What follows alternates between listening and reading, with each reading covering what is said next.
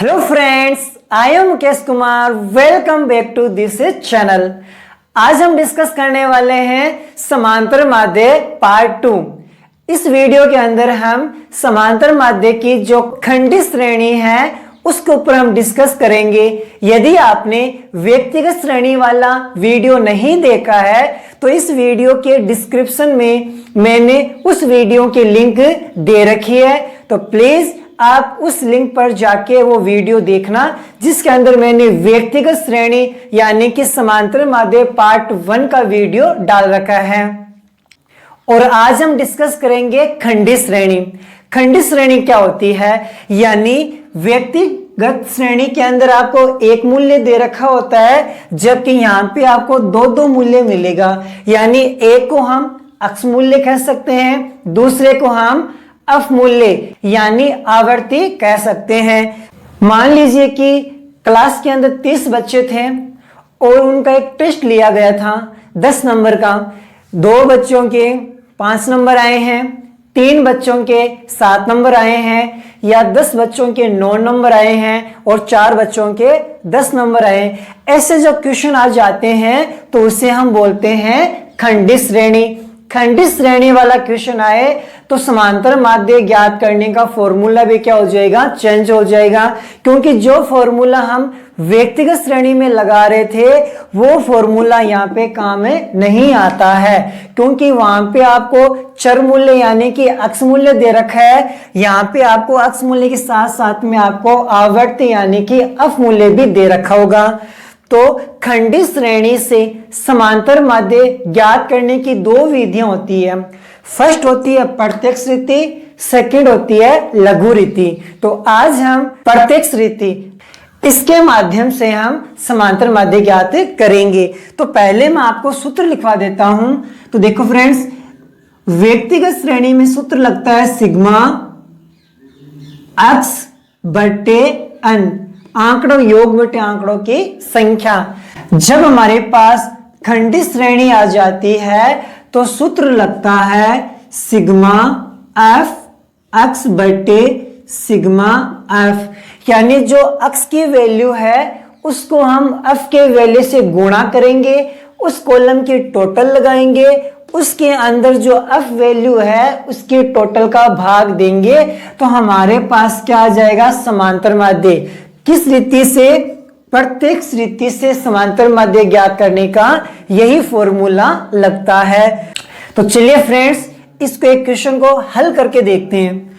कि मान लीजिए आपके पास प्राप्तांक है, इसको हम क्या बोल देंगे, अक्ष मूल्य बोल देंगे, क्योंकि 2 बच्चे 4, 6, 8, 10, 12 बच्चे दे रखे हैं।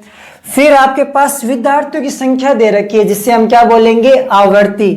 आवर्ती को किसके रूप में शो किया जाता है, एफ वैल्यू के रूप में शो किया जाता है। आवर्ती क्यों है, क्योंकि 2 नंबर 3 बच्चों की आए हैं, 4 नंबर 5 बच्चों के आए हैं, 6 नंबर 7 बच्चों के आए हैं और 8 नंबर कितने बच्चों के आए हैं, 9 बच्चों के आए हैं। तो ये बच्चों की संख्या ही हमारी क्या कहलाती है, आवर्ती कहलाती है। तो देखो, तो सबसे पहले हमें एक तालिका बनानी पड़ेगी। प्रत्यक्ष रीति से ज्ञात करने के लिए आपको 3 कॉलम बनाने हैं। फर्स्ट कॉलम हमारे पास आ जाएगा अक्ष मूल्य वाला, सेकंड नंबर कॉलम आएगा अफ मूल्य वाला।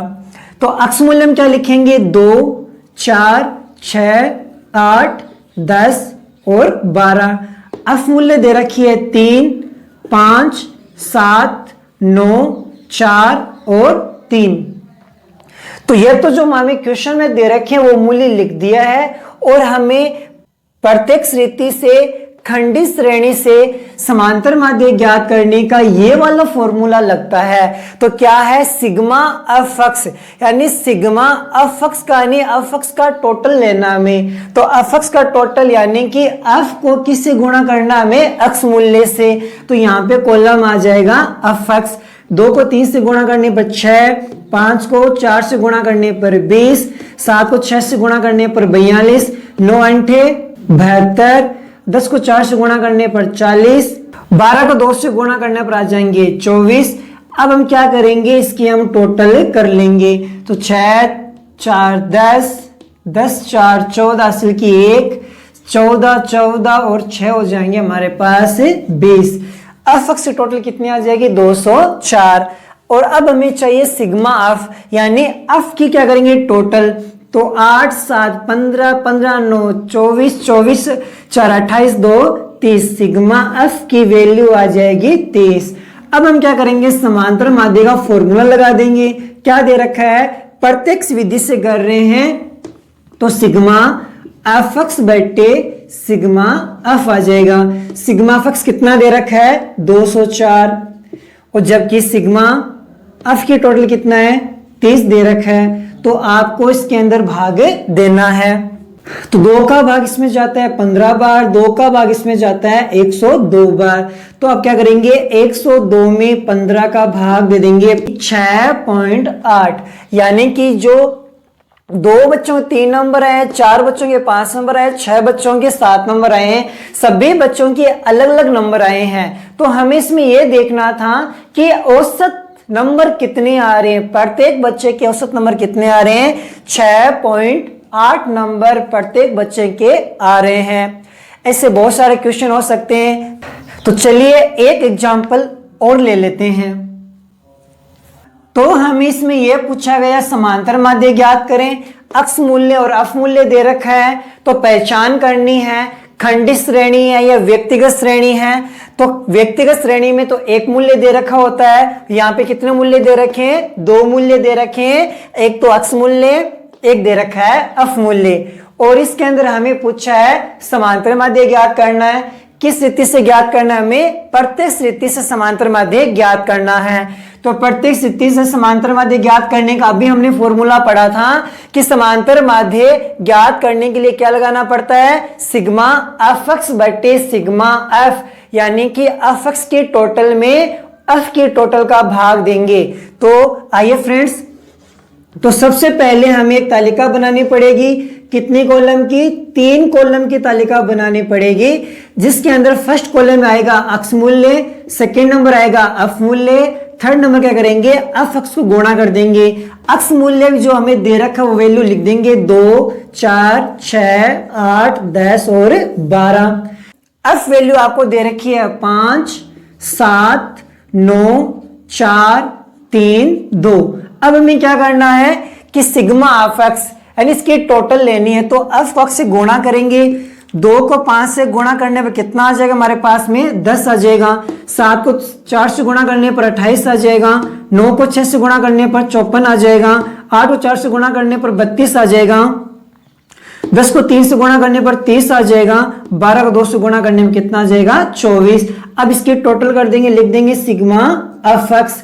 तो 8 4 कितने हो जाएंगे 12, 2 हो जाएंगे 14, 14 में 4 जोड़ेंगे कितना हो जाएगा 18 का 8 हासिल की 1, तो ये हो जाएंगे 6 2 8 1 9 10, 10 और 7 हो जाएंगे 178। उसके टोटल करने पर हमारे पास में आ जाएगा कितना 30 आ जाएगा। तो सूत्र लगता है कि समांतर माध्य बराबर सिग्मा एफ एक्स बटे सिग्मा एफ। एफ एक्स की टोटल दे रखी है 178, जबकि सिग्मा एफ की टोटल दे रखी है 30। 2 से हम भाग दे सकते हैं, इसमें जाएगा 15 बार और यहां पे जाएगा 89 बार। अब 15 का भाग 89 में दे देंगे, 15 चौके 60, फिर पॉइंट आ जाएगा हमारे पास, लगभग आपके पास जाएगा 4.9 और 3। तो एवरेज देखें यहाँ समांतर माध्य हमारे पास कितना आ जाएगा 4.93 हमारे पास आंसर आ जाएगा। तो ये खंडी श्रेणी है जिसके अंदर हमने प्रत्यक्ष विधि से समांतर माध्य ज्ञात करने का तरीका सीखा है। तो बस आपको पहचान करनी है, यदि सिंगल मूल्य है तो हमारा व्यक्तिगत श्रेणी है जिसमें सूत्र लगता है आंकड़ों योग बटे आंकड़ों की संख्या। यदि आपको अक्स मूल्य अफ मूल्य दोनों मूल्य दे रखा है तो हमारी कौन सी श्रेणी कहलाती है खंडित श्रेणी। 2 विधियां हैं, प्रत्यक्ष रीति, दूसरी आती है लघु रीति। तो हमने इस वीडियो के अंदर प्रत्यक्ष विधि से समांतर माध्य कैसे ज्ञात करते हैं वो हमने सीखा है, और आने वाले नेक्स्ट वीडियो के अंदर इसी खंडित श्रेणी के अंदर हम लघु रीति से समांतर माध्य कैसे ज्ञात कर सकते हैं वो सीखेंगे। आई होप फ्रेंड्स जितना मैंने पढ़ाया है वो आपको समझ आया है। यदि वीडियो पसंद आए तो लाइक करना है, शेयर करना है, कमेंट्स करना है और चैनल को सब्सक्राइब करना है। तो फ्रेंड्स, मिलते हैं अगली वीडियो के अंदर, जिसके अंदर हम खंडित श्रेणी की जो लघु रीति है इसके बारे में हम डिस्कस करेंगे। तो मिलते हैं अगली वीडियो में। Thank you.